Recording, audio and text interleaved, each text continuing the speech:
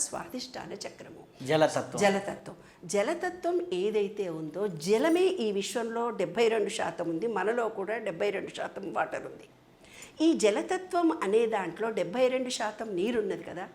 నీటిలో ఒక ప్రత్యేకత ఉందండి. అది నేను విశ్వరహస్యాలు అందరికీ ఓపెన్గా చెప్పేశాను. మరి పెద్దలు గురువులు దాని ఆంతర్యం దాచిపెట్టుంటారు. నేను ఓపెన్గా చెప్పేశాను. వాటర్కు మెమరీ ఉంటుంది.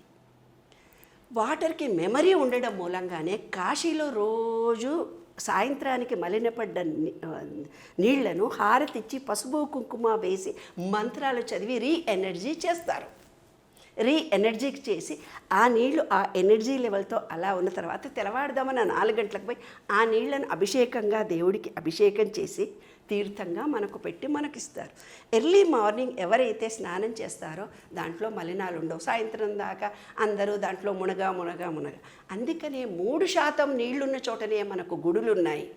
నీళ్లు లేకుండా గుడి ఎక్కడ లేదు.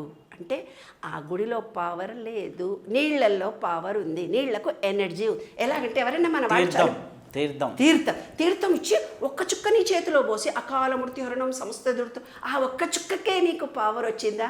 కాదు. ఏదైనా పూజ చేసినప్పుడు నీళ్లు పెట్టి అమ్మ చేతుల లోపలికి పెట్టమ్మా, చేతులు గంగేచ యమునేచ గోదావరి సరస్వతి నర్మదా సింధు కావేరి జలేస్మిన్ సన్నిధింకురు, ఈ నీళ్లల్లో అన్నీ ఉన్నాయి, చేయబెట్టమ్మా, ఒక చేయితో కలపమ్మా అని ఆ నీళ్లకు గంగా యమున సరస్వతి కటాక్షం నీకు అందింది ఈ నీళ్లు అని నీ మీద చల్లుకో, నా మీద చల్లుకో, అందరి మీద చల్లుకో అని అంటారు. తర్వాత కలశం పెట్టి పూజ చేసుకున్న వాళ్ళు అంటారు, అమ్మో కలశం పెట్టి పూజ చేసినవే ఆరగింపు ఇవి అని మన పెద్దోళ్ళు బెదిరించారు.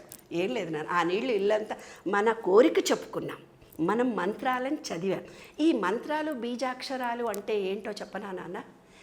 ఈ విశ్వం అనేది ఒక ఎనర్జీ, మనలో ఉండేది ఎనర్జీ. ఈ ఎనర్జీకి ఆ ఎనర్జీకి కనెక్షన్ కలపడానికి, అంటే మీకు సెల్ ఫోన్కో ఛార్జింగ్ పెట్టుకోవడానికి నాకు చిన్న పిన్ను కావాలి, పెద్ద పిన్ను కావాలి, ఇంకో పిన్ను కావాలి అంటావు. పిన్ను ఏదైనా ఎలక్ట్రిసిటీ మాత్రం ఒక్కటే. అట్లా నువ్వు హిందూ కావచ్చు, ముస్లిం కావచ్చు, క్రిస్టియన్ కావచ్చు, మతాలు వేరవచ్చు, విశ్వాసాలు వేరవచ్చు, ఛార్జింగ్ మాత్రం ఒకటే.